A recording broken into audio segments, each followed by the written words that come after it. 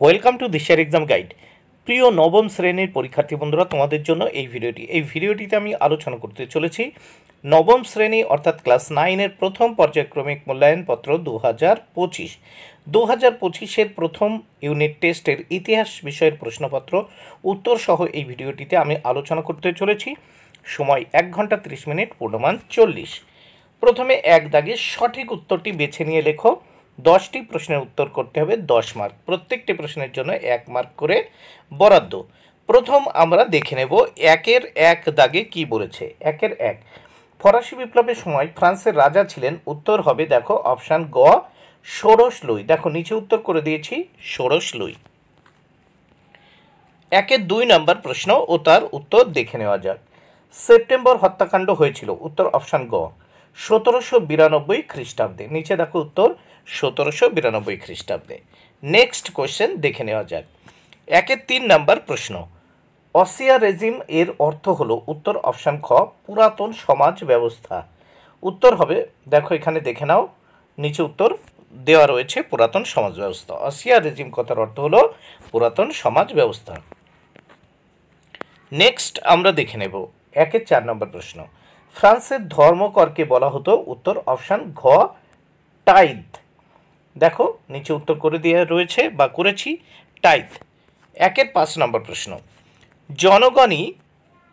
জনগণই হলো রাষ্ট্রের সার্বভৌম ক্ষমতার উৎস। উক্তিটি কার? উত্তর অপশান ক, রুশোর। দেখো নিচে উত্তর করে দিয়েছি, রুশোর। জনগণই হলো রাষ্ট্রের সার্বভৌম ক্ষমতার উৎস, উক্তিটি রুশোর। নেক্সট 6 নম্বর প্রশ্ন।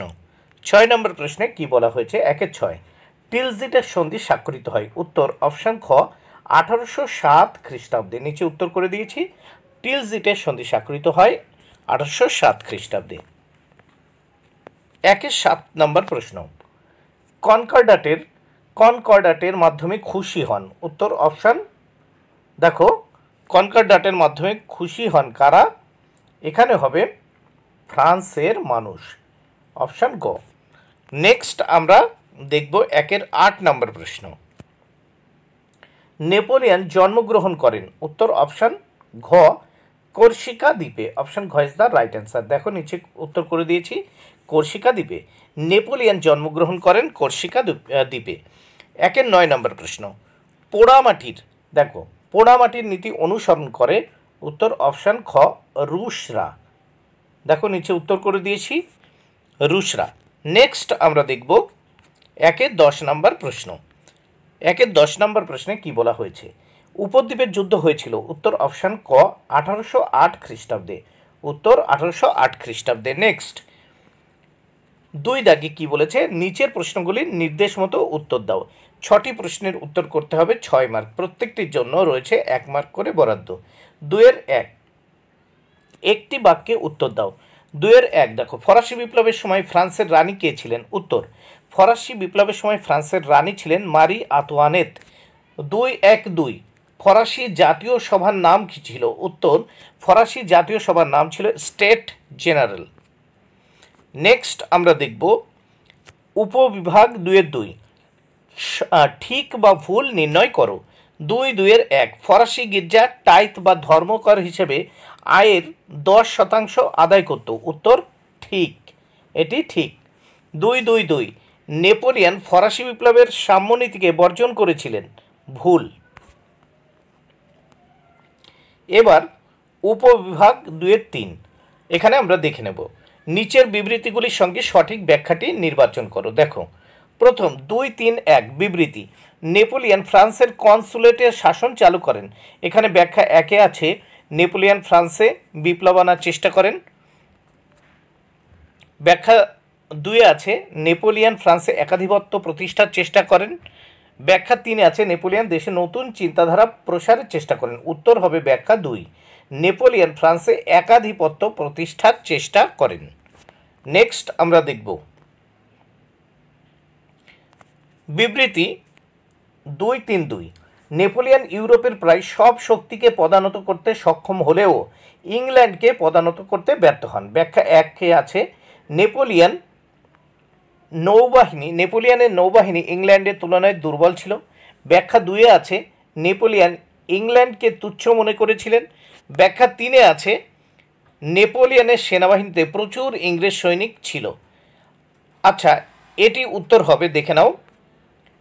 ব্যাখ্যা 1, নেপোলিয়নের নৌবাহিনী ইংল্যান্ডের তুলনায় দুর্বল ছিল। এবার 3 দাগে নিচের প্রশ্নগুলি 2-3টি বাক্যে উত্তর দাও। যে কোনো 4টি প্রশ্নের উত্তর করতে হবে, 8 মার্ক। প্রত্যেকটি প্রশ্নের জন্য 2 মার্ক করে বরাদ্দ। প্রথম, এখানে আমরা দেখে নেব 3-এর ক, টেনিস কোর্টের শপথ কি? উত্তর, 1789 খ্রিস্টাব্দের 20 জুন ফ্রান্সের নবনির্বাচিত জাতীয় সভার প্রথম অধিবেশনে তৃতীয় সম্প্রদায়ের প্রতিনিধিরা সকল সদস্যের একই কক্ষে বসা এবং মাথাপিছু ভোটের দাবিতে টেনিস কোর্টের মাঠে সমবেত হয়ে যে শপথ গ্রহণ করেছিলেন তা টেনিস কোর্টের শপথ নামে পরিচিত।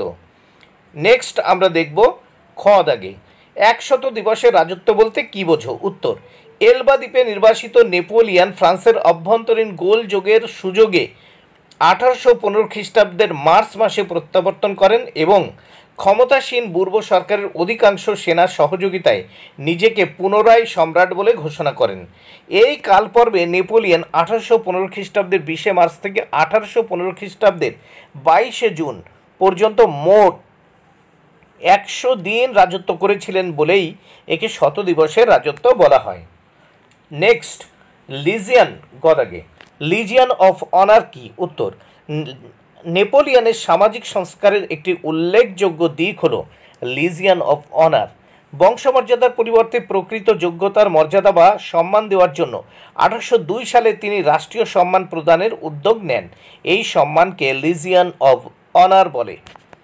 নেক্সট আমরা দেখব ঘ দাগে, কোড নেপোলিয়ন কি? উত্তর, নেপোলিয়নের উদ্যোগে গঠিত কমিশন 1804 খ্রিস্টাব্দে ফ্রান্সের জন্য নতুন আইনসমূহ রচনা করেন। এটি কোড নেপোলিয়ন বা নেপোলিয়নের আইন সংহতি নামে পরিচিত। অঙ্গ দাগে, বার্লিন ডিক্রি কি? উত্তর, নেপোলিয়ন 1806 সালের 11 নভেম্বর বার্লিনে এক আদেশ বা হুকুম জারি করেন যা বার্লিন ডিক্রি নামে পরিচিত। নেক্সট আমরা দেখব নিচের প্রশ্নগুলি 7-8টি বাক্যে উত্তর দাও। যে কোনো 2টি প্রশ্নের উত্তর করতে হবে। এই প্রশ্নগুলো দেখো, তোমরা বই দেখে ভালো করে পড়ে নেবে। প্রথম আমরা দেখব ক দাগের প্রশ্ন, বিপ্লবের আগে ফ্রান্সের বৈষম্যমূলক কর ব্যবস্থার পরিচয় দাও। খ, টিকা লেখো, ব্যক্তি ও নাগরিকের অধিকারের ঘোষণা। এগুলো 4 মার্কের প্রশ্ন, ভালো করে তোমরা বই দেখে পড়ে নেবে। গ, নেপোলিয়ন কি উদ্দেশ্যে মহাদেশীয় অবরোধ ঘোষণা করে? এবার নেক্সট আমরা দেখব 5 দাগে, যে কোনো একটি প্রশ্নের উত্তর দাও।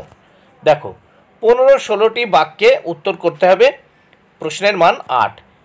5-এর ক, ফরাসি বিপ্লবের জন্য দার্শনিকদের ভূমিকার মূল্যায়ন করো। খ, নেপোলিয়ন ফরাসি বিপ্লবের কোন কোন ভাবধারা ধ্বংস করেন? বন্ধুরা, ভিডিওটি ভালো লাগলে অবশ্যই লাইক, কমেন্ট, শেয়ার করো। Thank you very much. Keep watching my